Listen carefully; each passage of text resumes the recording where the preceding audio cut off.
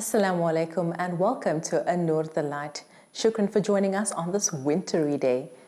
The topic of organ donation is viewed by some as controversial. In order to find some clarity on whether Muslims can or can't donate their organs, we spoke to some people in the know.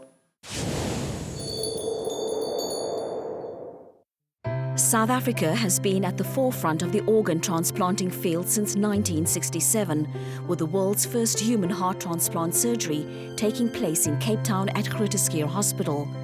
Today, nearly 4,300 South African adults and children are awaiting a life-saving organ. The Organ Donor Foundation was set up by a group of businessmen and doctors in 1988, and the whole purpose is to do organ donor awareness to the public with the aim of getting more organ transplants in South Africa. South Africans, despite the fact that Christian Bonner did the first heart transplant in South Africa, are pretty apathetic around this, you know. And also there's cultural issues, etc. But the big thing we believe is that people just don't know that they can be organ donors, and when confronted with the idea of organ donation, it's a difficult question at that stage. The Organ Donation Foundation was founded in 1988 to educate the public about this life-saving cause. Their aim is also to increase and raise awareness around the dire need that exists for organs to be donated. The biggest fear of people are that they don't know really what's going to happen with their loved one afterwards. You know, what's going to happen to this body? What are they going to mutilate it, or what it is, you know? And we change that by education. So we try to engage with people, you know, with the public of South Africa by signing up as organ donors. And once they sign up, we educate them. But once people understand, you know, it actually transcends cultural borders, religion, everything, because, you know, organ donation is in fact a good thing.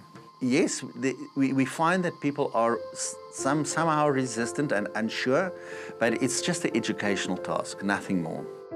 For Waduda Adams, the choice to become a donor was simple. Her brother Faisal needed a kidney and she happily gave up one of hers to save his life.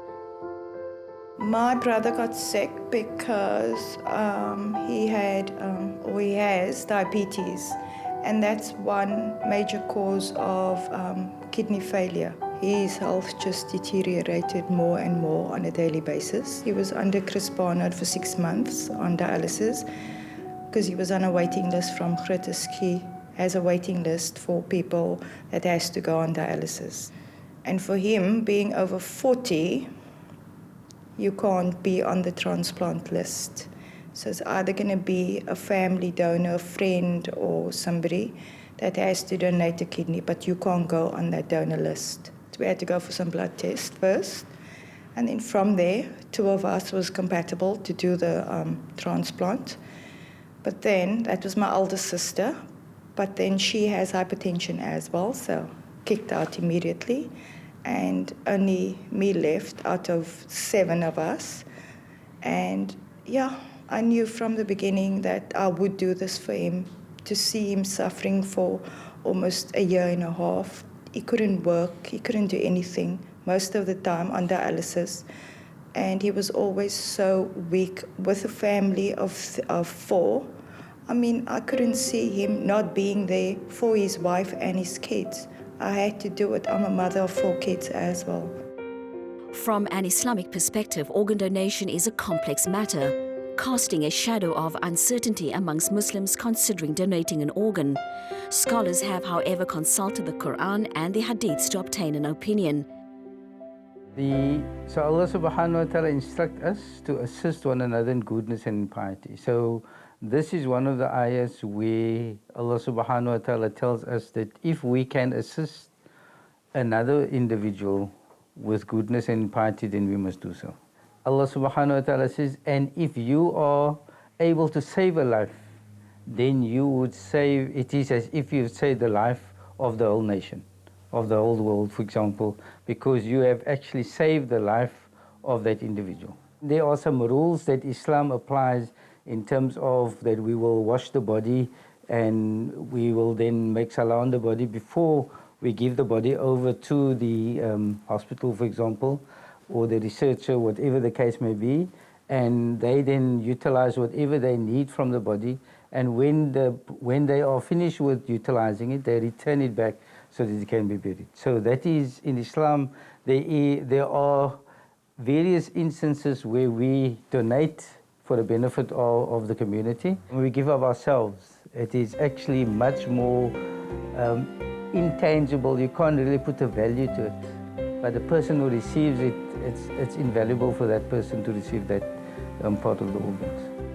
It is remarkable to know that by becoming a donor, one person could potentially save the lives of 7 people, a sentiment affirmed in the Noble Quran. Whoever saves one, it is as if he had saved mankind entirely.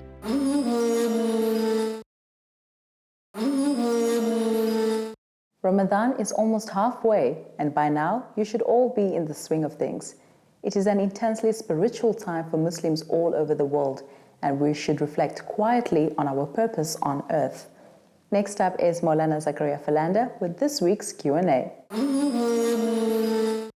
Assalamu alaikum wa rahmatullahi wa barakatuh. My name is Maulana Zakaria Falanda. Welcome to Q&A on An Nur the Light. Our first question comes from Twitter, and this person would like to know, should all people go to marriage classes before getting married, and why?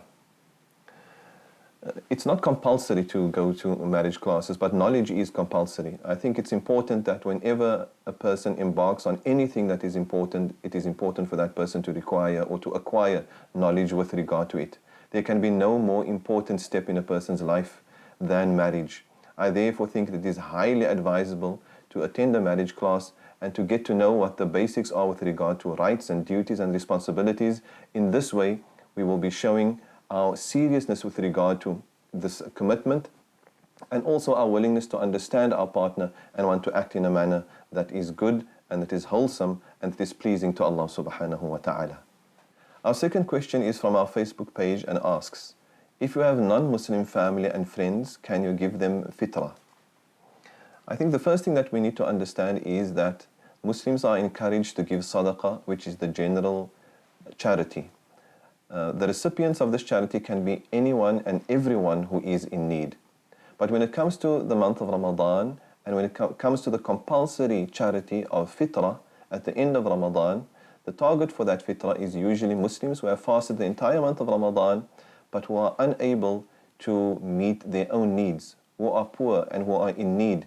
So they become the target of fitrah, and this is how Muslims then would culminate the month of Ramadan. Our third question was inboxed to us on Facebook. This person says, sometimes some things having to do with religion, they happen in front of me, cross my mind and make me laugh. And later on I realized that it was not appropriate for me to laugh. Is my laughing regarded as coming under the heading of mocking Islam? It's important to understand that belief in Allah and religion and following the Sunnah of Muhammad sallallahu alaihi wasallam, these are serious matters, and it is not matters that require mocking or joking. Allah subhanahu wa ta'ala says in the Quran, قُلْ أَبِاللَّهِ وَآيَاتِهِ وَرَسُولِهِ تَسْتَهْزِئُونَ. Is it Allah, His signs and His messenger that you are mocking? So this is a stern warning when it comes to anything with regard to Allah, His messenger, the verses in the Quran, that there should be absolutely no mocking. If something had happened and it is intrinsically funny and it is natural to have smiled or laughed at it, then this could be excused and forgiven. That brings us to the end of Q&A. Until next time, Assalamu alaikum wa rahmatullahi ta'ala wa barakatuh. Jazakallah Maulana for sharing your wisdom and insight with us. I'm sure there are many sisters and brothers who have greatly benefited from your knowledge. Being a university lecturer comes with its perks and hard work. We visited Free State University to find out more about the job.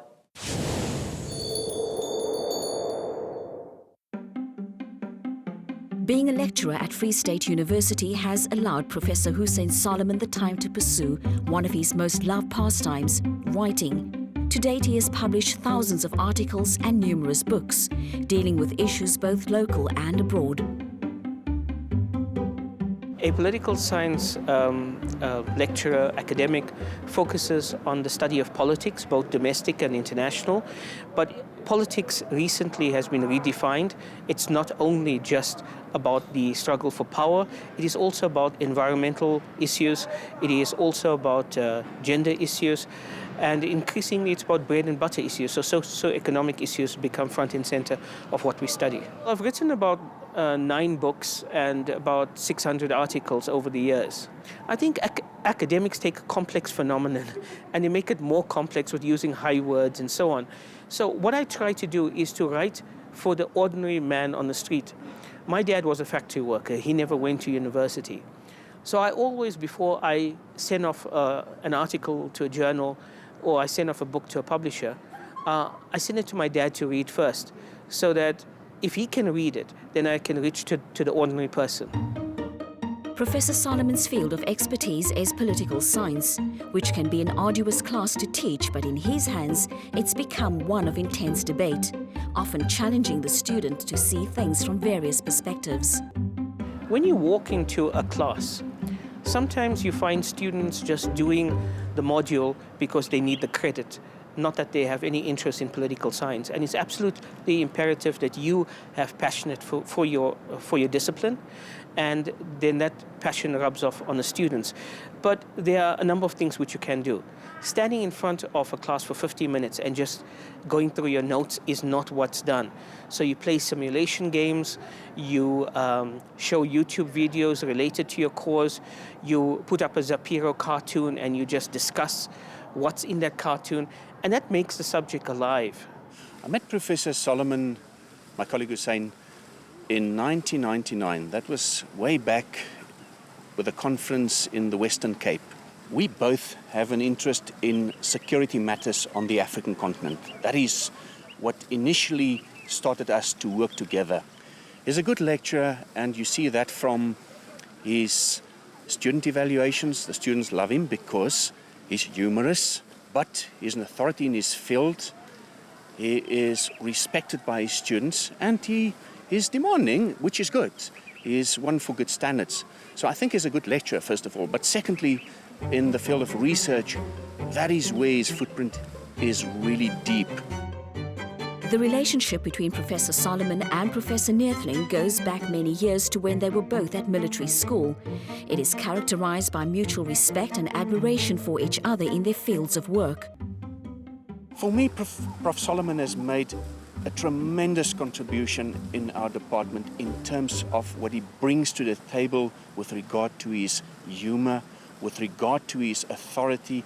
He is a true force multiplier as a colleague, a force multiplier in terms of what he is done in a collegial sense to other colleagues, but also to students. You can see who's co-publishing with him, students, and that to me is extremely important. You know, there are major projects that he's involved in, but it's the human things that I like about him. The fact that he's very humorous, is a human type of person, and that is what I value so much of him in our department, a true force multiplier. Professor Theo Neertling is my head of department, and he and I have known each other for many years, well before I came here. Interestingly enough, both of us were Air Force officers.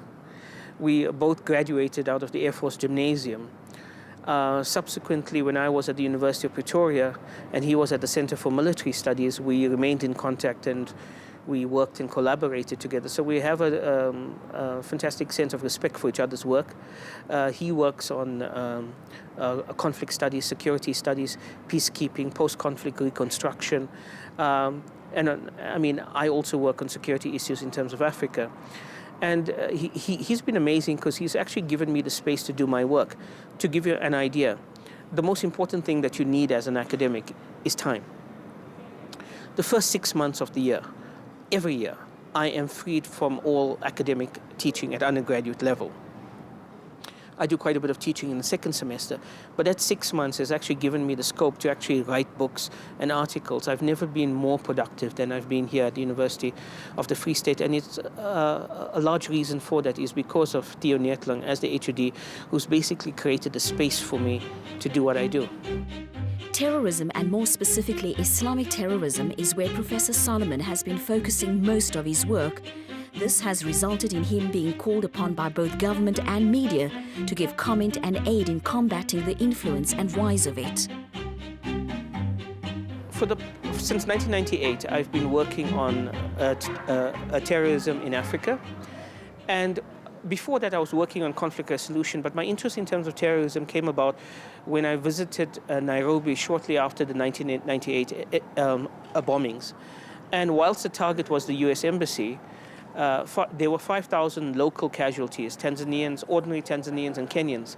And I wanted to understand this phenomenon. I wanted to understand this issue of terrorism. I wanted to understand hatred.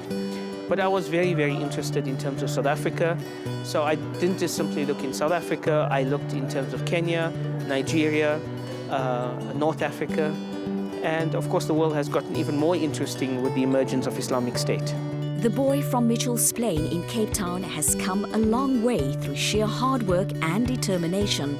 By his own admission, he's still got some way to go, and who knows, may just contribute significantly to global peace.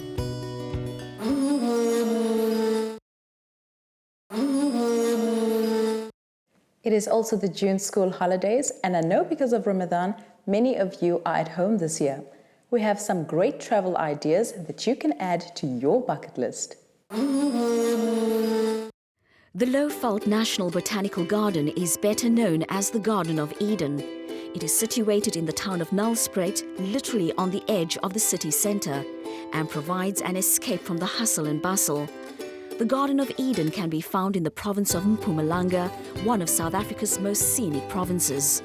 Mpumalanga is a place of rising sun, and we encourage people to come and visit us because of the spectacular view that they're going to encounter and the cultural diversity that we have. If you look at Blade, it's the third largest in the world. Before you go to Blade, you will have to pass the Goat Window. It's a top, and when you are there, you can see about 200 kilometers of landscape, and it's beautiful. If you have missed Kruger National Park, then you have not seen Mpumalanga. We post ourselves with the big fires, which are closer by. But we've got a number of private-owned nature reserves. Those who like to climb, there's waterfall Bowen mountain climb. It's a spectacular place right now, right where we are. It's part of our showcases in Mpumalanga. Mpumalanga has a plethora of natural wonders, and the Sodwala Caves is just one of them. The caves date back over 240 million years, and visitors are treated to an incredible walk back in time. Sodwala Caves that was formed 2,500 million years ago in the Precambrian time when the Lowveld area was covered by a shallow inlet sea. It is the third largest well-known caves in the world. So if you like things like stalagmites and stalactites and also the Swazi history, it makes it more interesting.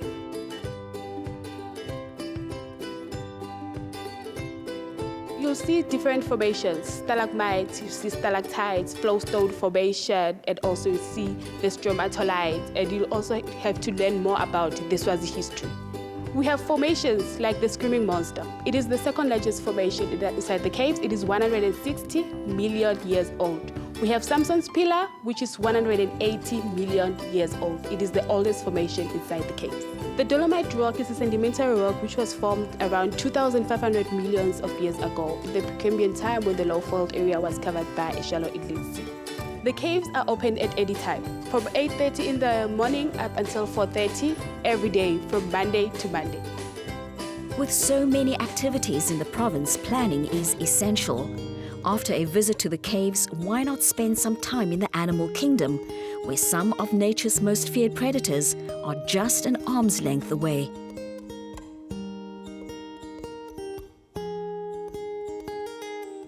We are here at the Biddy Lodge in the Loskop Dam Valley, and we keep here with us tigers, lions, black Asian bear, and then we got cheetahs, wild dogs, and a lot of small animals.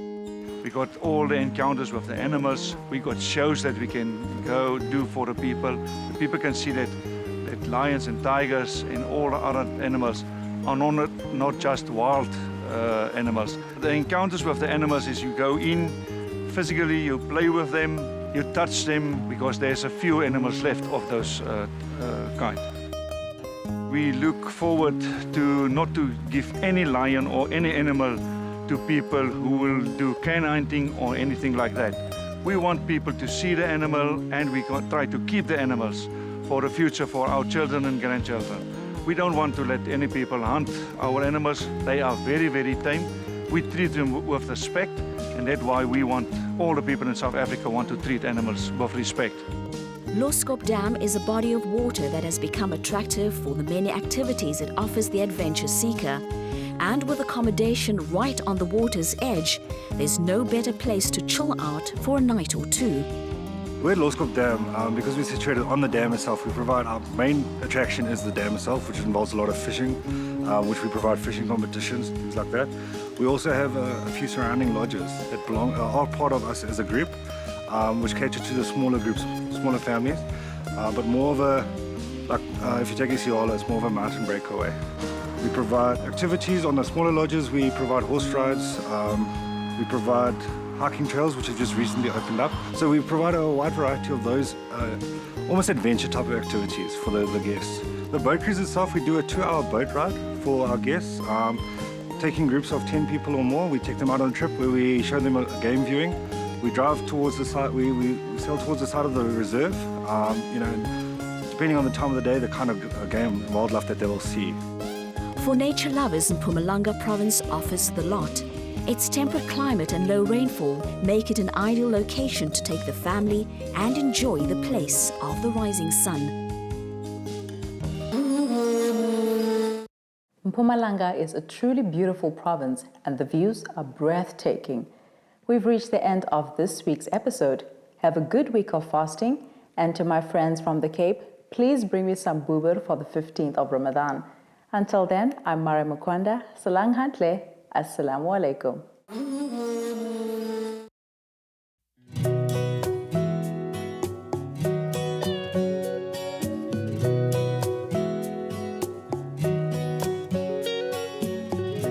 In a world full of confusion, where we walk with pain in our hearts, oh Allah, guide us to heaven and show us all the right path.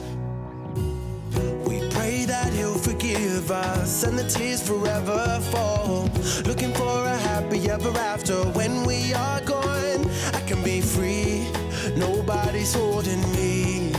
I'm on the road to be where Allah is pleased with me. We can be free when we believe it. We can be free when we believe it. نحيا في دنيانا بحب الله بحب الله. Whoa, whoa, whoa.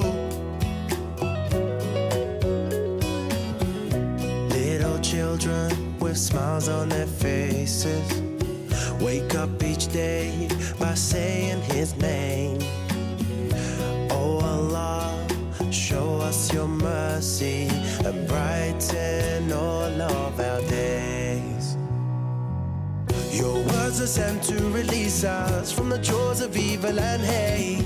You're the master of all existence, you hold our fate. I can be free, nobody's holding me. I'm on the road to be where Allah is pleased with me. We can be free.